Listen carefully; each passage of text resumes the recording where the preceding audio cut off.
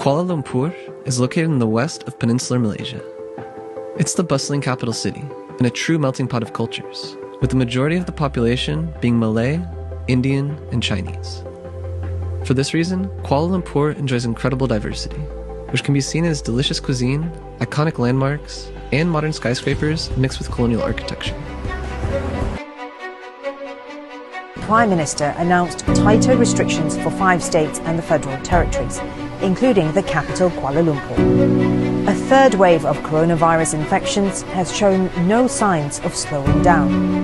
The government says the healthcare system is near breaking point. In a televised speech on Tuesday, Prime Minister Muhyiddin Yassin sought to reassure the public. Let me assure you that the civilian government will continue to function. The emergency proclaimed by the Yang di-Pertuan Agong is not a military coup, and curfew will not be enforced.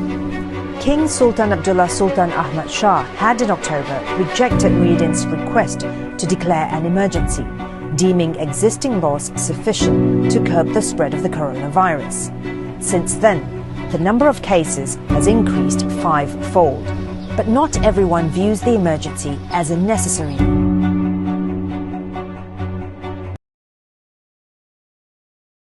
Boleh tak tahu nama siapa?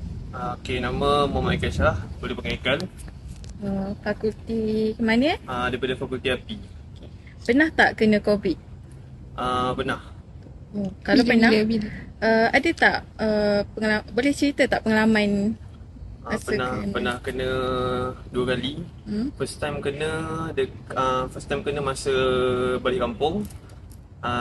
Second time kena lepas karnival sukan Pomsik. Tapi dua-dua tu okey, demam biasa je. Okey, boleh tak beritahu pendapat efek COVID kepada sosioekonomi dan kesejahteraan manusia? Efek dia dekat budak yang sekolah lah. Sebab dia lambatkan belajar budak. So budak dulu kat rumah lama. Jadi UPSR semua efek lah. Ekonomi. Untuk ekonomi pula? Untuk ekonomi, untuk kerja-kerja macam yang orang kata apa, ekonomi yang jenis fizikal ni banyak terkesan lah. Contohnya kedai makan, supermarket, sebab dia punya target pelanggan tak kena ramai. Ada apa-apa tak harapan? Apa-apa ke? Apa-apa lah nak cakap. Harapannya supaya COVID ni jangan minta ada balik lah. Jangan minta ada balik. Dan jangan ada wabak yang sama dengan dia. Terima kasih. Boleh perkenalkan nama dan daripada fakulti apa? Nama saya Husnana Binti Azman. Saya dari Akademi Pengajar Islam. Tahu tak pasal COVID-19? Tahu. Pernah kena ke sebelum ni? Pernah. Berapa kali? 2 kali. Kalau macam tu, boleh tak ceritakan pengalaman ataupun simptom yang awak lalui waktu kena COVID dulu? Boleh. First saya kena, cerita lagi teruk lah daripada yang saya kena. Yang first tu, mula saya batuk, masih demam. And then demam on call. Lepas tu, masa tu saya tak tahu lagi lah saya kena COVID. Bila dah swab test, barulah saya tahu. Saya ingatkan demam biasa je, COVID. Lepas yang second tu, dia kurang sikit lah. Mungkin sebab dah immune dan ada vaksin kan. So yang second tu, saya macam batuk sesama biasa je. Lepas tu, tak demam sangat lah. Dapat pada pendapat Usna lah kan. Usna rasa apa kesan COVID-19 ni kepada masyarakat sekarang? Maksudnya terutamanya Usna kan as a student, ada kesan tak COVID-19 ni kepada Usna? Ada. Pertama sekali, kita kena PKP lah kan. PKP tu tak pergi sekolah, tak boleh pergi, macam nak keluar pun kedai banyak tutup. Lepas tu paling efek daripada saya adalah bila kena online class. Mula-mula kita orang macam at first tak ada online class sebab masa tu cikgu macam tak tahu nak buat apa sangat lagi kan. Macam tak ada apa tindakan lagi.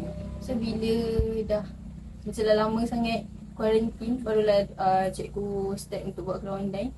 Dan masa yang tempoh kita orang tak ada kelas online tu pun dah rasa macam efek lah. Sebab kita orang macam tak tahu apa yang kita orang belajar. Lepas tu start daripada tu kita orang lambat syllabus and so on tu.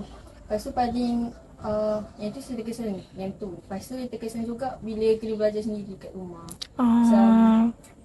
Dia macam, yelah sebab dah biasa tadi yang kawan faham. Macam kita nak tanya ke, macam kalau tak faham nak tanya ke, nak macam rujuk depan-depan. Sebab saya dengar macam kalau online tu macam lambat sikit nak catch up and so on tu.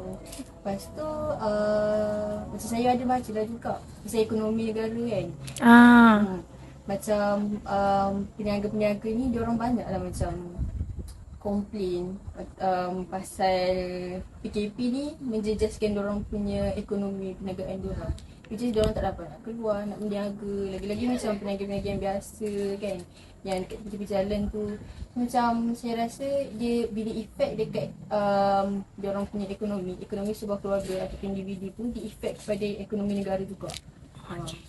Okey, itu saja pendapat Usna ya? Okey, itu saja. Terima kasih. Ketua Pengarah Kesihatan Datuk Dr. Muhammad Razi Abu Hassan berkata, kadar kemasukan pesakit COVID-19 termasuk pesakit yang disyaki COVID-19 ke fasiliti kesihatan meningkat 1.4% berbanding minggu sebelumnya. Dalam tempoh itu, pengisian katil unit rawat terapi juga meningkat 1.4%, manakala jumlah mereka yang memerlukan alat bantuan pernafasan meningkat 0.5%.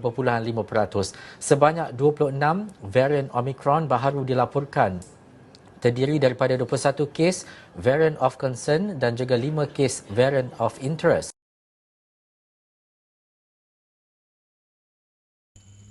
Okey, boleh tahu nama tak? Nama saya Nur Nashita Rima. Okey, fakulti mana? Dari Akademi Pengajian Islam. Okey, pernah kena COVID tak sebelum ni? Sebelum ni saya tidak pernah kena COVID. Oh, COVID fighter, kuat. Okey, apa pandangan Nashita dekat sosioekonomi negara masa COVID berlaku? Pada pandangan saya, kebanyakan aktiviti ekonomi dan sosial tu terjejas lah. Yang seperti kita tahu ramai orang terbuang kerja. Lagi-lagi yang berkaitan dengan kegiatan ekonomi penerbangan, contohnya Air Asia, semua tu. Lepas tu kesianlah dengan mereka kehilangan pekerjaan dan susah untuk menyara kehidupan. Kalau dari segi sosial pula? Kalau dari segi sosial, ya seperti kita tahu kita akan stay dekat rumah sebab ada tu PKP. Jadi kita punya hubungan kekeluargaan tu makin erat sebab kita bukan saja pergi ke rumah mereka tapi kita boleh berhubung menggunakan teknologi. Okey. Di telefon. Apa harapan Nashita dekat selepas pasca pandemik ni? Harapan saya semoga tidak kembali lagi COVID ni sebab ialah kita tahu kan banyak dia punya kekurangan yang boleh menjejaskan kehidupan seharian kita. Lepas tu saya berharap agar kerajaan dapat mengambil inisiatif yang lebih bagus supaya dapat menangani kes COVID di Malaysia ni. Okey, itu je. Terima kasih Nashita. Okey, nama dengan fakulti? Bismillahirrahmanirrahim. Assalamualaikum. Nama saya Sharifah Nur Azimah binti Said Bahari. Saya merupakan pelajar tahun 1 daripada Akademi Pengajian Melayu daripada Jabatan Sosial Budaya dan Kesenian Melayu. Okey. Tahu tak pasal COVID-19? Tahu. Okey, pernah kena ke sebelum ni? Tak pernah. Tak pernah. Okey, kalau tak pernah, tahu tak apa simptom-simptom COVID-19 ni? Berdasarkan apa yang saya tahu, simptom COVID-19 ni antaranya kita hilang diri rasa, kita batuk, sesema, sakit tekak dan menyebabkan juga badan kita jadi sakit. Sendi-sendi badan kita jadi sakit. Okey. Okey, untuk pendapat awak, okey, apa kesan COVID-19 ni kepada masyarakat sekarang? Pada pendapat saya, waktu paling terkesan lah ataupun yang paling kita nampak adalah untuk pelajar sekolah. Lagi waktu tu saya, pengalaman saya sendiri, saya tengah ambil SPM, iaitu Sijil Pelajaran Malaysia. Ada rakan-rakan saya yang terpaksa ambil peperiksaan ulangan disebabkan jangkiti COVID-19.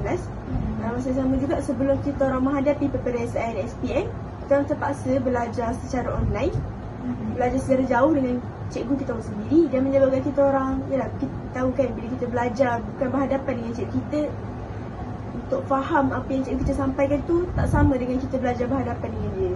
Faham? Okey, kalau aspek ekonomi pula, awak rasa apa kesan ekonomi Malaysia ni disebabkan oleh COVID-19 ni?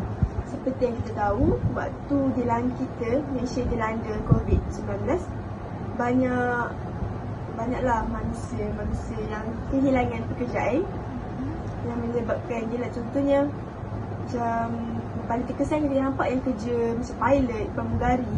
Kan biasanya kan kita punya penerbangan sentiasa ada kan, orang pergi luar negara, pergi sini sana.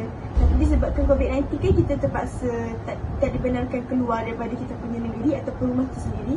So untuk orang menggunakan perkhidmatan penerbangan tu kurang. Jadi nampaklah diorang yang bekerja sebagai pilot atau pramugari ni banyak dibuang kerja. Sebabkan company diorang tak mampu untuk bayar diorang. Itu saja ya. Terima kasih. 19 cases in a day this year, with 27,831 infections, Health Director General Dr. Noor Hisham said. This is a major increase from yesterday's 22,133 infections. Dr. Noor Hisham states that a huge sum of these cases lie in the non-severe categories. There are 7,606 cases in Category 1 and 20,128 cases in Category 2. In the more severe categories, 59 cases are from Category 3, 28 cases are from Category 4, and 10 cases are from Category 5. Along with the surge in COVID-19 infections, the death toll has been increasing as well. There have been 31 deaths caused by the coronavirus yesterday, which bring the total number of COVID-19 deaths to 32,180. The occupancy rate for COVID-19 rises to 64.2%, while the ventilators utilization is at 35.2%. Simultaneously, 23.4% of the intensive care units are occupied by COVID-19 patients.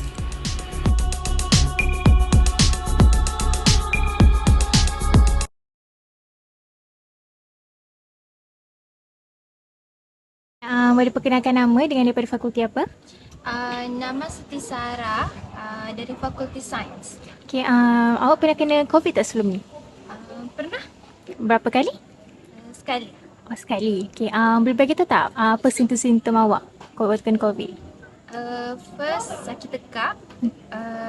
Lepas tu saya demam dalam 3 hari dan tak ada kurang rasa. Deri rasa. Okey. Okey, pendapat awak lah kan? Okay, awak rasa apa kesan COVID-19 ni kepada masyarakat sekarang? As a student, saya rasa dalam bagi pembelajaran saya susah sikit lah sebab semua pembelajaran secara online adalah pelajaran secara online merupakan pembelajaran yang baru. Jadi banyak benda yang kita kena sediakan.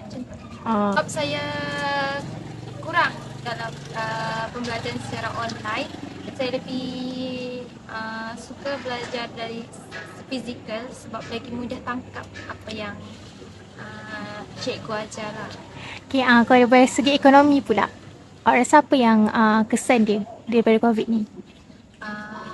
Apa yang saya nampak, banyak macam jiran saya hilang kerja, banyak dan saya nampak dekat media sosial banyak orang mengeluh sebab mereka kena buang kerja sebab diorang kena kecilkan skop sebab nak kurangkan bebanan lah macam tu. Nak kurangkan bebanan sebab orang dah tak boleh keluar untuk pergi membeli, terutama macam kedai-kedai dekat supermarket, diorang kurangkan pekerja, orang dah tak melancong, jadi banyak pramugari kena buang kerja juga. Okey. So bagi awak sendiri, awak terkesan tak dengan COVID-19 ni? Sangat terkesan. Okey, bagi tahu nama dengan daripada fakulti mana? Nama saya Usna, saya dari Fakulti Geografi. Okey, pernah kena COVID tak? Pernah. Apa tanda-tanda yang COVID yang Usna kena? Saya rasa yang paling teruk saya kena demam panas, batuk dan sesak. Cerita sikit pengalaman macam mana boleh kena COVID? Saya masa tu saya dekat shopping mall dengan parents saya. Lepas tu saya balik je rumah, nampaklah simptom-simptom dia. Lepas tu kita orang buat COVID test dan satu family kena. Okey, Usna rasa apa kesan COVID ni kepada ekonomi dan sosial budaya? Saya rasa kesan yang paling teruk adalah ekonomi antara Malaysia dan dua negara. So boleh nampak lah bila ada COVID-19 kan ada PKP semua. So kita boleh nampak pengangguran yang berlaku dengan sangat teruk. Lepas tu ekonomi negara jatuh dan mata wang negara Malaysia juga jatuh. Sosial budaya pula saya nampak pengangguran lah. Bila ada pengangguran, manusia rakyat pula stres. So kita boleh nampak orang banyak bunuh diri atau stres atau boleh jadi marah ke semua. Okey, terima kasih. Boleh perkenalkan diri awak? Okay, nama saya Rujani Irsha binti Hanazi. Okay, awak daripada fakulti mana? Saya daripada Fakulti Akademi Pengajian Islam. Okay. Awak pernah kena COVID ke tak? Okay, saya pernah kena COVID sebanyak 2 kali, iaitu tahun lepas dan tahun sebelumnya. Bolehkah cerita pengalaman kena COVID? Okay, pengalaman saya terkena COVID adalah disebabkan oleh adik saya. Simptom yang saya dapat adalah seperti sakit tekak, demam, batuk dan sebagainya. Okay, boleh tak beri pendapat tentang kesan COVID kepada sosio-ekonomi dan kesejahteraan manusia? Okay, kesan COVID pada ekonomi dan kesejahteraan manusia adalah pertama, kerajaan telah bertindak untuk melakukan perintah kawalan pergerakan dan juga institusi-institusi pendidikan juga telah ditutup. Kemudian premis-premis perniagaan juga telah ditutup disebabkan oleh penularan wabak COVID-19.